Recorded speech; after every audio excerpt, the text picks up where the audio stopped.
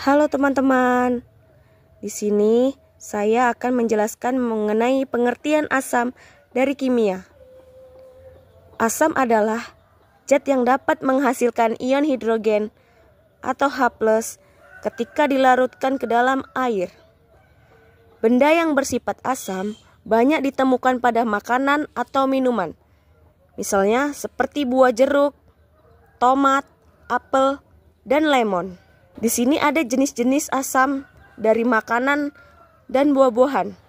Yang pertama, asam sitrat. Ditemukan dalam buah lemon, jeruk, dan beberapa buah lainnya, yang dapat memberikan rasa asam yang kuat dan segar. Yang kedua, asam malat.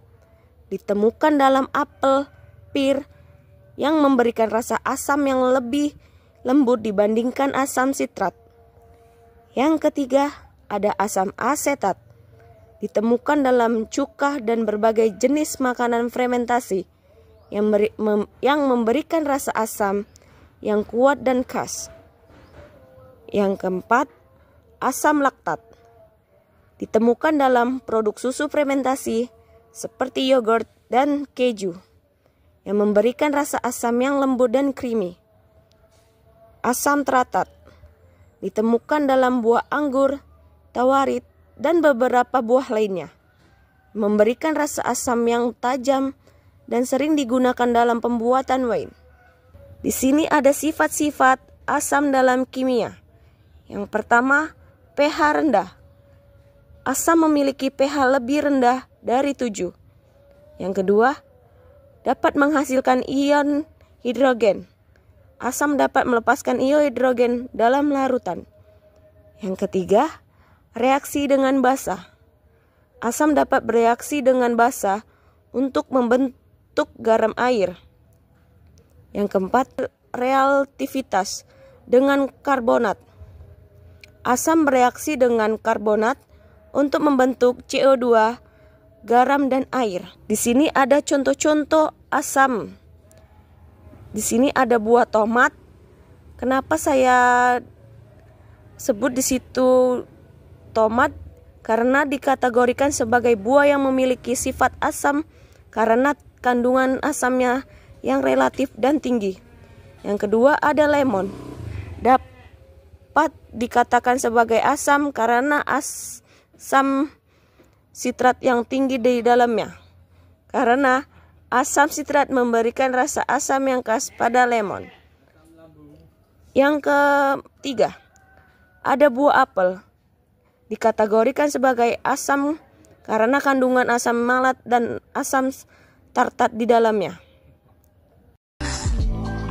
Ini adalah contoh asam reaksi dalam kimia. Penjelasan tentang mengukur pH dengan contoh lemon, asam, netral, dan basa. pH lemon memiliki pH sekitar 2,0 sampai 2,5 yang berarti lemon bersifat asam. Hal ini karena lemon mengandung asam sitrat yang memberikan rasa asam pada lemon. Contohnya pH lainnya. Asam pH 0 kurang 6,9. Contoh asam klorida atau asam sulfat. Contoh lainnya netral atau pH 7, contoh air murni. Setelah itu ada basa pH 7,1 hingga 14, yaitu sabun atau soda kue. Skala pH 0 kurang 6,9. Asam atau semakin rendah pH semakin asam. pH 7 atau netral. pH 7,1 hingga 14 basa. Semakin tinggi pH semakin basa. Dengan itu, mengukur pH kita dapat menentukan apakah suatu zat bersifat asam atau netral atau basa. Selanjutnya kita masuk ke pengertian basa.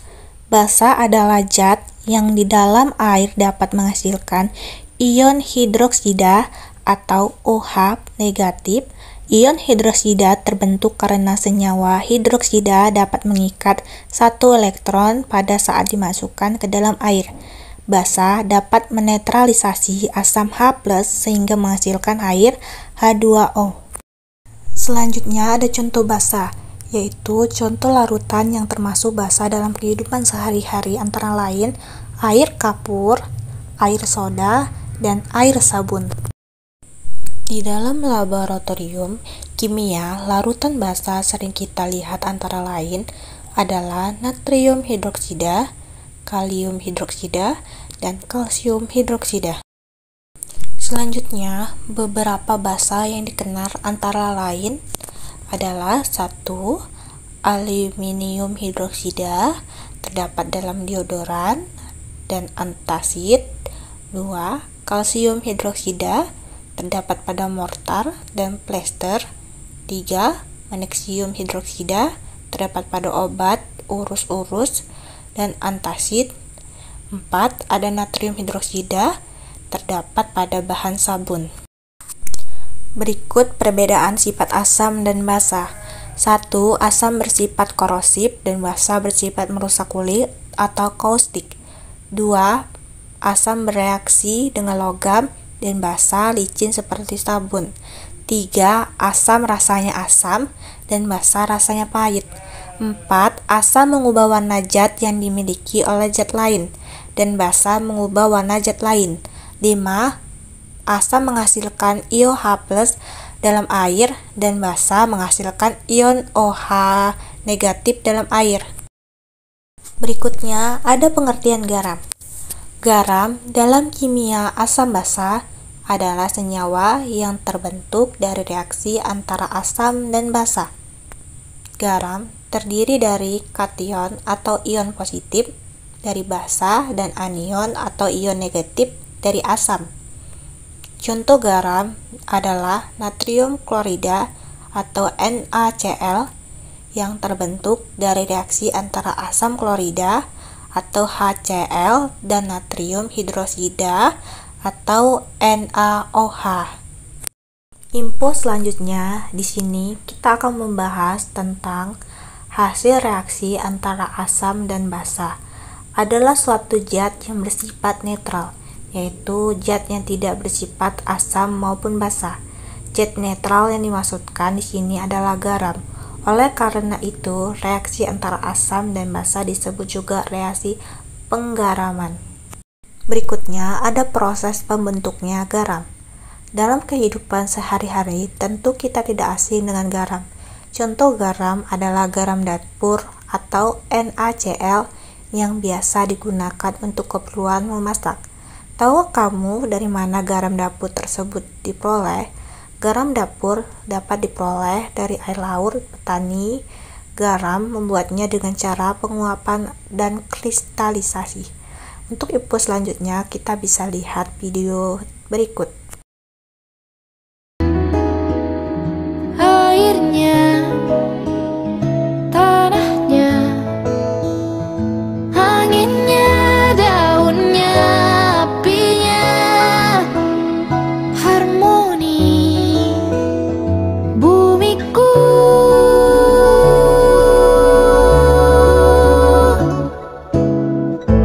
Bumi-bumi, rumah kita, rumah satu-satunya.